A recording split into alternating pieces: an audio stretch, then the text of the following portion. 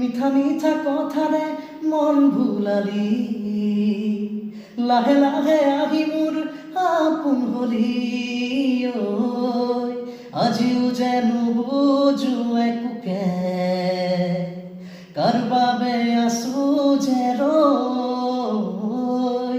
জানিছিলো তুমি মোৰ নোহোৱা তথাপিতো মই